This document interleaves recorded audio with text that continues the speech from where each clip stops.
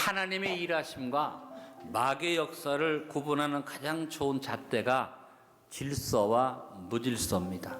하나님은 질서의 하나님이시고 우선순위를 분명히 하고 행하는 분입니다. 여러분, 우리 하나님이 제일 싫어하는 게 무질서를 제일 싫어하십니다.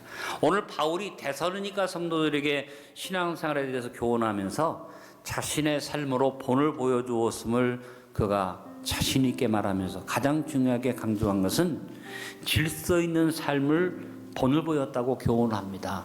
우리는 질서와 순서를 잘 지켜서 기분 나는 대로 즉흥적으로 충동적으로 일을 하거나 또 게으르거나 나태하거나 내 마음에 맞는 것부터 하려고 하는 이 사탄의 무질서와 같은 삶을 깨끗하게 청산하고 말 그대로 명실상부하게 질서 있는 삶을 살아야 합니다.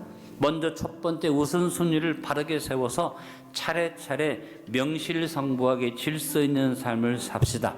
질서 있는 삶에서 가장 중요한 것이 뭐냐? 순서입니다.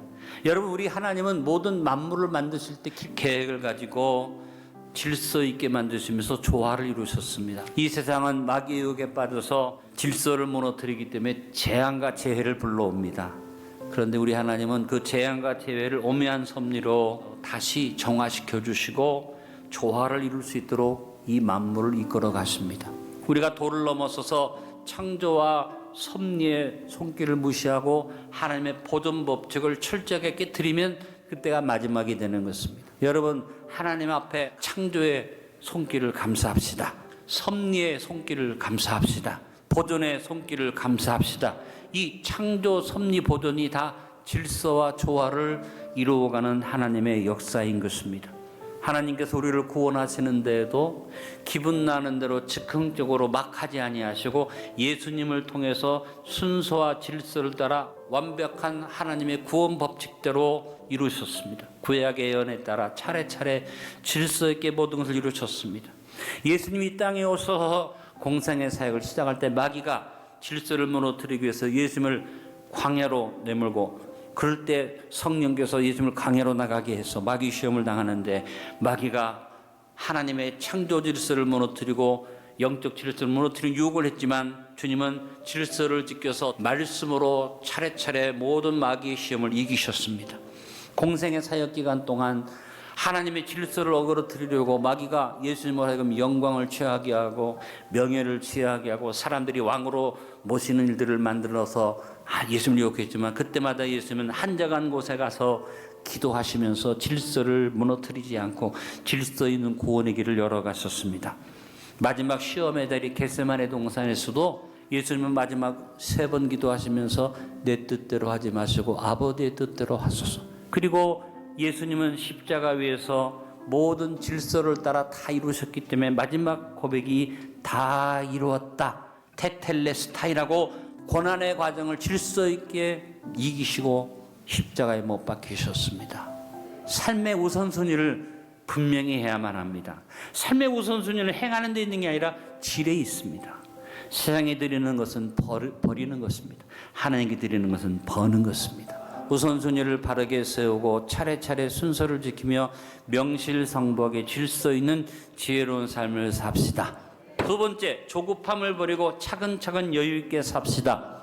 무엇을 하든지 하나님과의 관계를 분명하게 맺고 매사를 행함으로 조급하게 쫓기는 삶을 살지 말고 차근차근히 모든 것을 살피고 준비하고 여유 있는 질서 있는 삶을 명실상부하게 살아갈 수 있게 되길 바랍니다.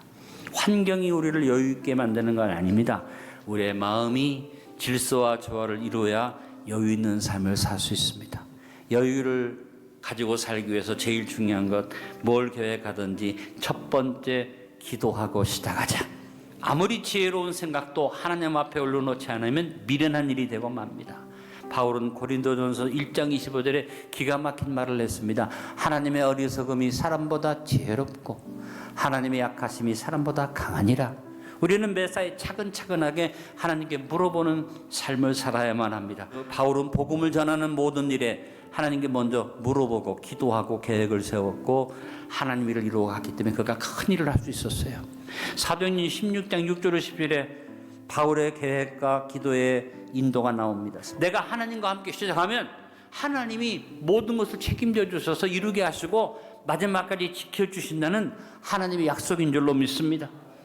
여러분, 그리고 우리가 무슨 일을 계획하든지 실시할 때든지 제일 최우선이 뭡니까?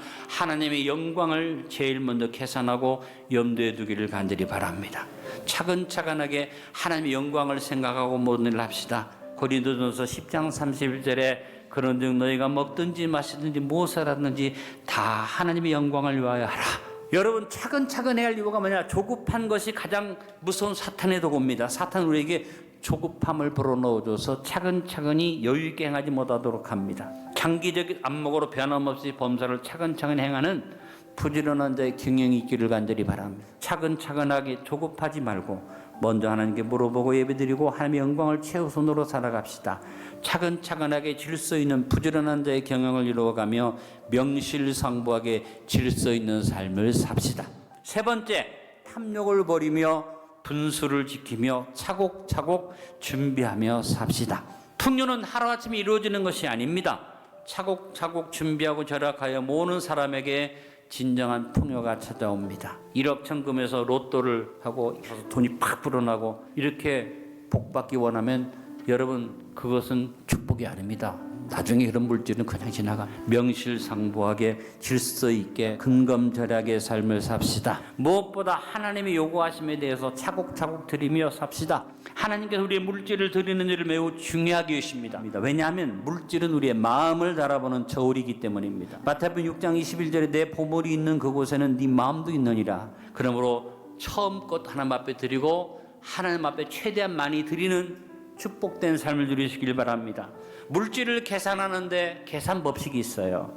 하나님께 드릴 것을 먼저 떼어놓고 그 다음 것을 계산하시기 바랍니다. 갑자기 큰 물질이나 행운이 주어지기를 바라는 탐욕과 허망한 마음을 버리고 분수를 지키며 차곡차곡 작은 것을 소홀히 여기지 말고 명실상부하게 질서 있는 근건절약의 삶을 삽시다.